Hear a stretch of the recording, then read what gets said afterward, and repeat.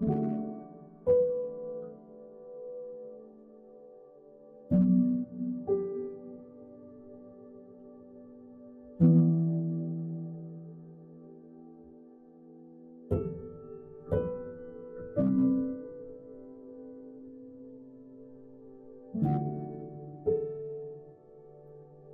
dear brothers and sisters in Christ Jesus, the topic that today we are going to reflect upon is Holy Spirit and the Church.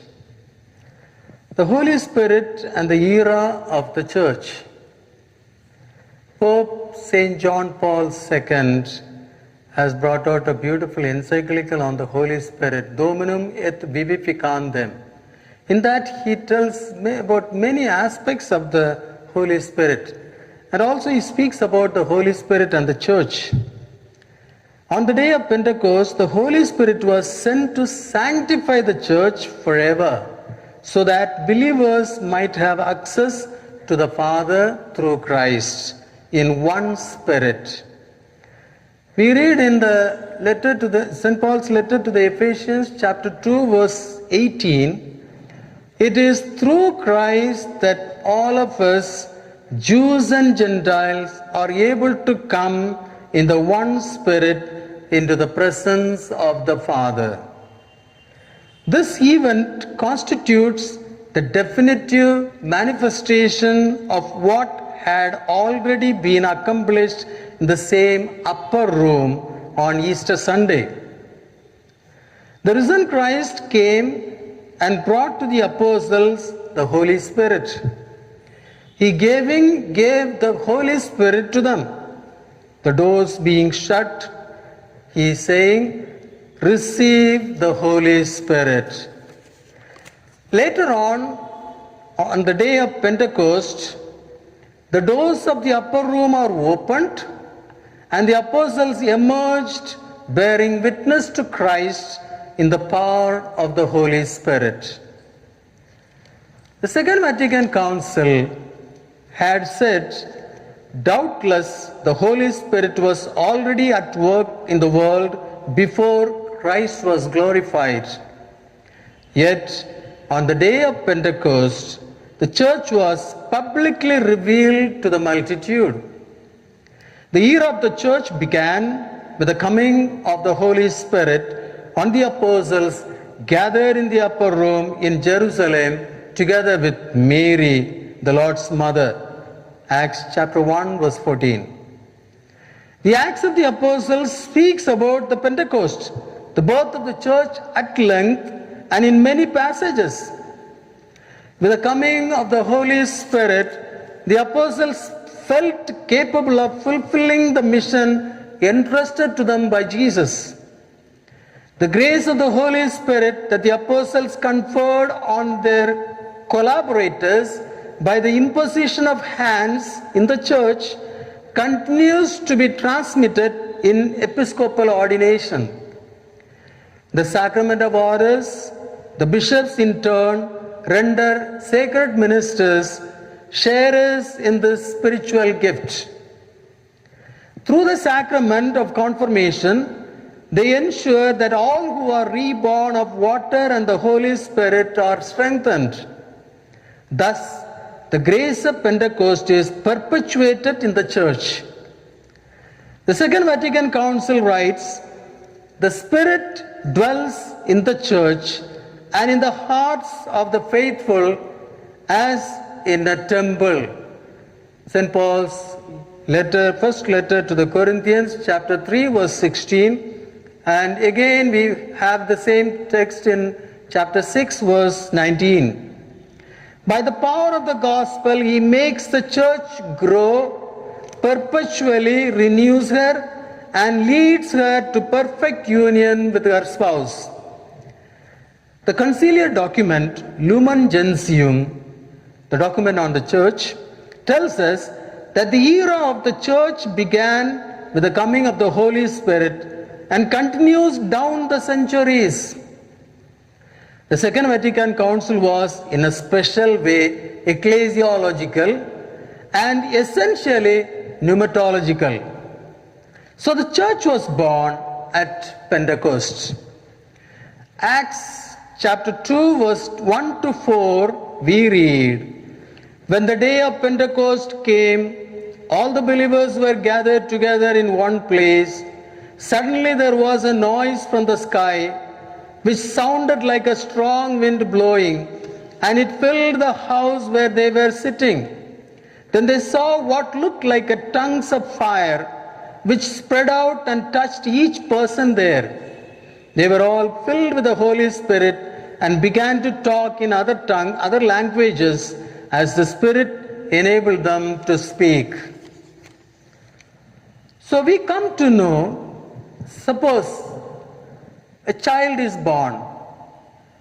The woman is taken to the delivery room and all the others relations have to stand outside.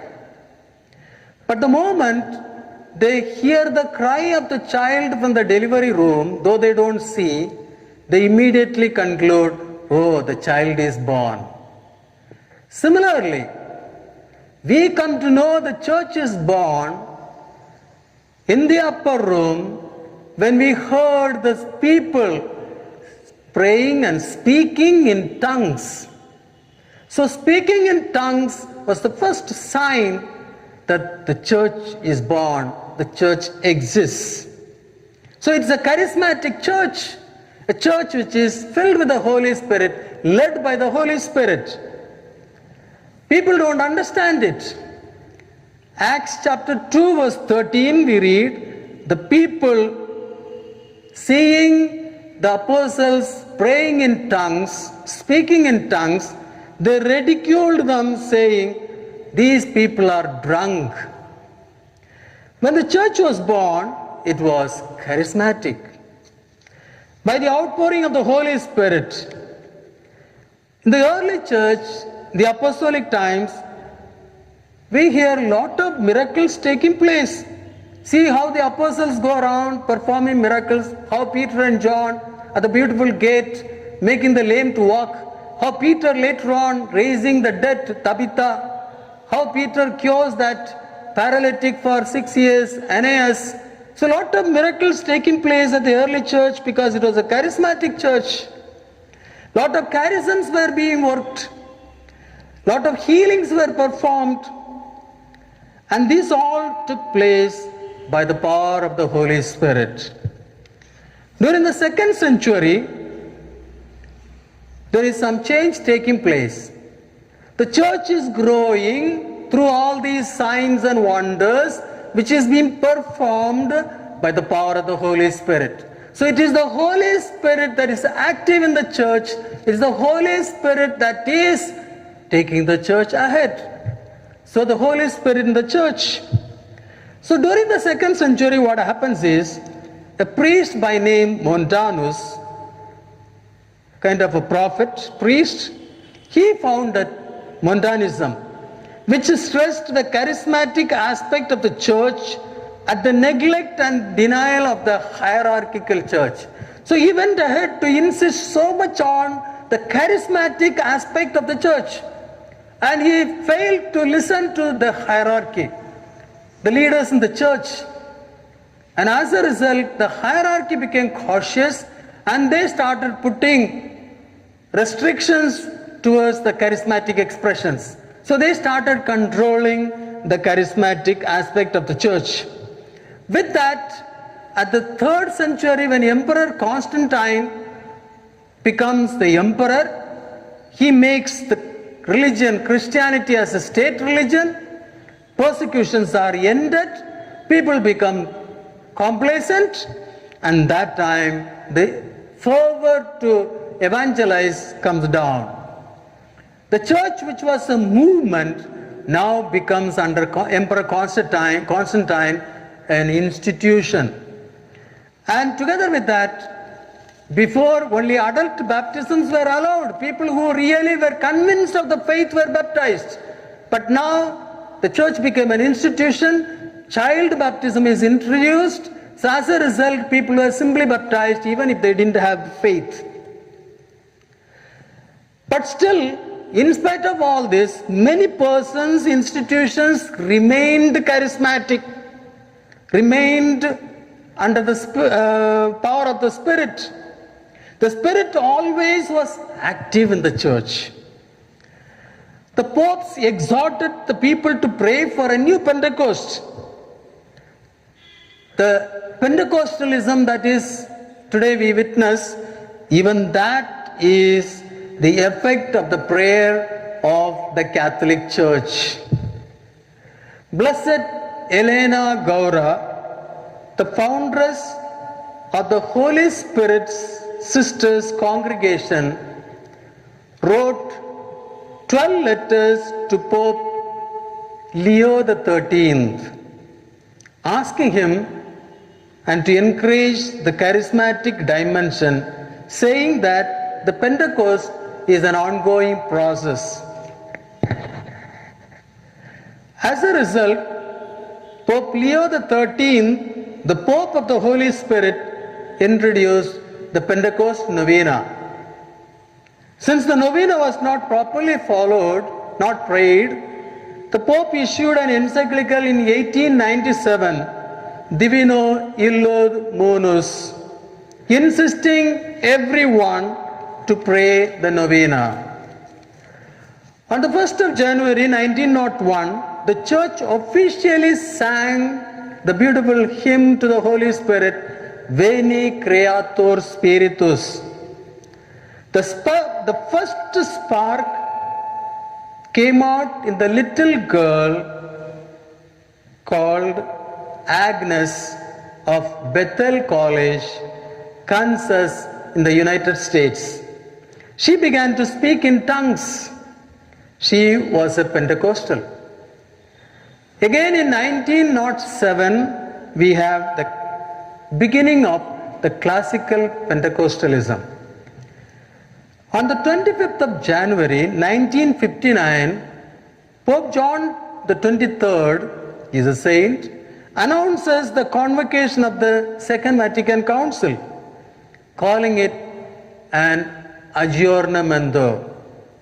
He officially gave a prayer and opened the Second Vatican Council in 1961. And the prayer that he gave was, Lord, renew in this day your wonders among us as by a new Pentecost.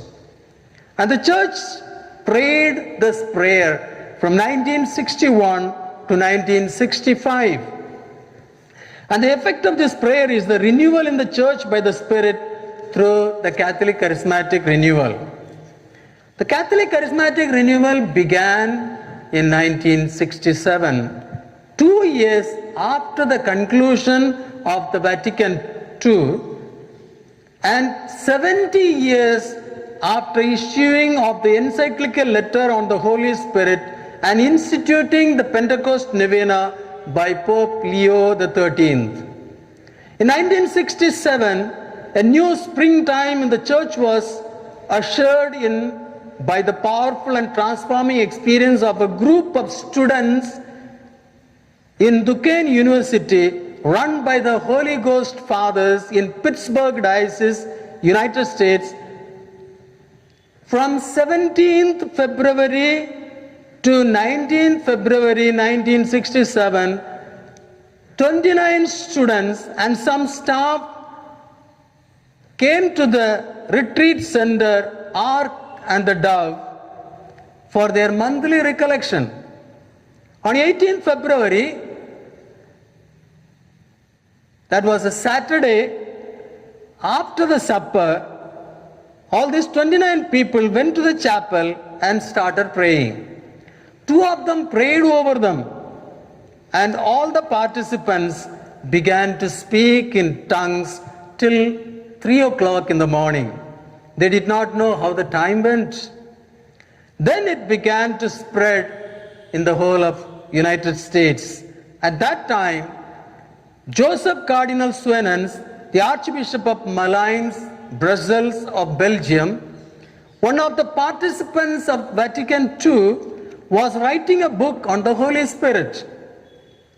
Monica O'Brien from the US met this Cardinal Joseph Swenens and told him all that happened in Duquesne University with the students and asked him to go and witness it. Cardinal Joseph Suenens went to Duquesne, and having experienced their experience, he recognized it as a current of grace. And then he came to Rome, met Pope Paul VI, convinced him of the need of the church to accept and encourage the renewal in order that it should not grow in isolation. In the summer of 1975, some 10,000 Catholic charismatics gathered in the catacombs of St. Callistus in Rome. A special mass was celebrated with singing in tongues and prophecies on the papal altar in St. Peter's Basilica, Rome. It was a historical special audience with Pope Paul VI, at which the Pope called the Catholic charismatic renewal a chance for the church and the world. We can see how the Holy Spirit is leading and guiding the church, active in the church, taking the church ahead even now.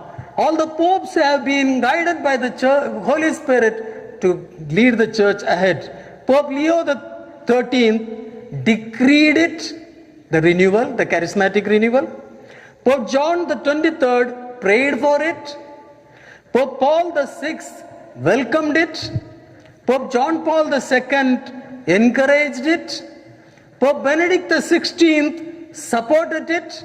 And now Pope Francis promotes it through Charis, the new formed single service, Charis, the Catholic Charismatic Renewal International Services. So, my dear brothers and sisters, we need to receive the Spirit which is guiding the church. We are the church. Church is a mystical body of Christ, and we are the members of the mystical body of Christ. And so we all should be guided by the Spirit. A Christian is the one who is Spirit-filled and Spirit-led person. A Christian is a charismatic. The one who says, I am not a charismatic, cannot be a Christian. The real meaning of charismatic is the one who is Spirit-filled and Spirit-led. And so as we are now going towards the Pentecost, we need to prepare ourselves to receive the outpouring of the Spirit as we celebrate the Feast of Pentecost. For that, we need to prepare ourselves. The first thing that we need to do is repentance. We need to repent. Proverbs chapter 28 verse 13 says, anyone who hides his sin will not prosper, but anyone who confesses and forsakes his sin will prosper. Jesus himself began his public ministry saying, repent and believe in the gospel. So we need to repent. Secondly, we need to wait for the Holy Spirit. Acts chapter 1 verse 4 and 5. While staying with them, he ordered them not to leave Jerusalem, but to wait there for the promise of the Father. Luke 24 verse 49, he says, do not leave the city until you have been clothed with power from above.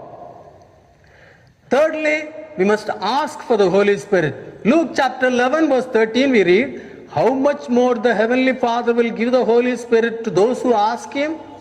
We must pray for the Holy Spirit. Every day we must ask for the Holy Spirit. We must ask for the Holy Spirit to come on me, come to my family, come to my work, come to my office, come to my surroundings, come to my preoccupations. We must ask for the Holy Spirit. Finally, we must thirst for the Holy Spirit. Every time we must thirst. Without the Spirit, I cannot live. I need the Spirit. In this way, repenting of our sins, waiting for the Holy Spirit, asking for the Holy Spirit, thirsting for the Holy Spirit, we will be Spirit-filled and Spirit-led persons. So, let us prepare ourselves to celebrate the Pentecost in this way and experience the outpouring of the Holy Spirit.